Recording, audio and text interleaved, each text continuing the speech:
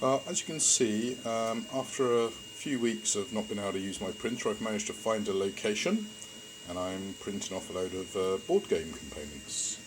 And this job, if it will focus, yeah, almost 80% complete, and it's been running overnight quite happily. It's all looking pretty good right now, so very pleased.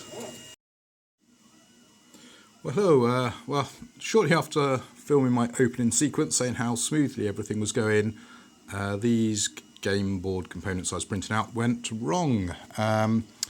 Obviously, where I've moved my printer to the new location, I thought I had it all set up perfectly, but apparently not. Yes, here you go. Here's the offending piece. This piece decided to break free from its bed, and you might just about be able to catch it on the edge here. This little nicked edge, it kind of wobbled up, caught the print head and started getting dragged around, so I had to cancel the print job. Luckily, it was close enough to finishing that I could probably do it. Now, part of the problem is I was printing all of that lot over there en masse rather than individually, and I think maybe that the kind of bed wobble maybe made it break free. So that's the first big issue I've had in quite a while. I did have a similar issue with bed adhesion on this particular print, which should be a nice complete skull, but again I can convert that. So bed adhesion seems to be the big issue for me right now that I need to work on. Now, I did mention I was printing out board game components. As you can see, if I remember correctly, all of this is Tilescape. I can't remember who this is. I've got a feeling it's either Tilescape or Fat Dragon. This lot in the middle here is Fat Dragon, then all this lot on the far right is Thingiverse. So I've got a trapdoor, I've got a load of shelves and things, I've got a Fat Dragon tile which dry brushes and kind of stains quite nicely. Or my preferred tiles, which are these Tilescapes, which take a wet blend really well with a little bit of mild dry brushing as well, and then a little bit of staining. So that smoother tile finish looks more like a Hurst Arts Molds and therefore works for me better than this. I've got another tile to paint up. I've just quickly given it a quick minimal coat of black. I'm probably then going to base coat it with brown. And as you can see, it's got this nice little lock-in system on the bottom, so you can click it onto a platform so you can click the tiles together and they won't be moving anywhere. When it comes to some decorations for your dungeon, got this lovely crate model, which, yeah, the light here is not showing up the detail, but there's some really nice detail on that, and I resized it down to a slightly smaller cube. Slightly oversized chest in my opinion, which I shrunk down to a much more reasonable sized chest, and those two together make quite a nice little job. Some nice detail on this coffin, that's going to be good for some crypty type locations, and then this really nice barrel. I have to say I'm very impressed with this barrel. So to give you a sense of scale on this, here is a Lord of the Rings dwarf. So if you have a look at that, you know, not bad scale wise. I've got a Perry miniature samurai, a Grippin beast Viking berserker, and then good old school GW ogre. So let's put them all in over there.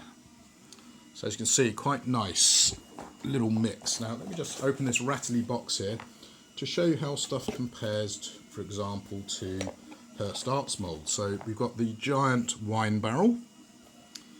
We have the slightly smaller open barrel, a packing crate, a small delicate chest, slightly bigger wooden chest, and a crate. So let's have a closer look at that lot. So as you can see, size-wise, this big barrel here, which as I say I'm pretty sure is Fat Dragon, not quite so delicate as the Hurst Arts Molds, but pretty good combo. Obviously I could blow it up bigger, so it's more of a match for this bad boy. This particular crate here is quite interesting. Let's move this stuff out of the way. And, oh, where's my little crate gone? There it is. So, really nice mix of these four to get a nice room full of material and a nice combo of sizes. So really keen on that lot. And as you can see, size wise, I think Hurst Arts Molds nailed it pretty good. The 3D print stuff seems a little bit bigger, but it's probably designed more for the heroic scale GW type stuff, because as you can see, it doesn't look too out of place compared to this big old beastie I've owned for a very long time. Yeah, so pretty happy with the overall collection I'm slowly building up. Now, I do have Hurst Arts Molds. I've also got a 3D printer, so I've got the best of both worlds. There's a really nice look and feel to the Hurst Arts Molds, but the plastic, you can take one file and print off multiple sizes, whereas obviously Hurst Arts, he's had to mould 2 different pieces. So you get a more uniform look maybe with 3D, but of course if you've got some 3D skills you can customise it. Hurst Arts Molds, you get a more organic feel. Mixing these barrels, I think it works pretty well. They're going to work pretty well together. The chests, as I say, the chests at the moment, Hurst just knocks the 3D prints out the park as far as I'm concerned. But Hurst Arts, obviously the problem you've got with this is you've got to get some plaster of some description.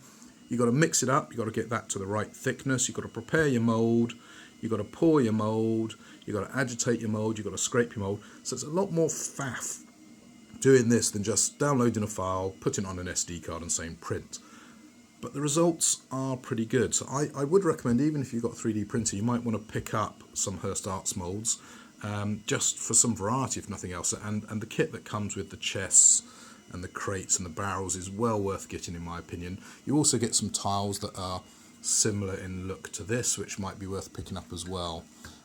So really pleased with the mix and the potential I've got now for great board games. But in the meantime, I got to get back to these bad boys, and probably a little bit of green stuff on the top. I do have a sheet of PLA that was printed off for a job that I decided to cancel. I might be able to cut it off and use it as a nice top or base for these pieces.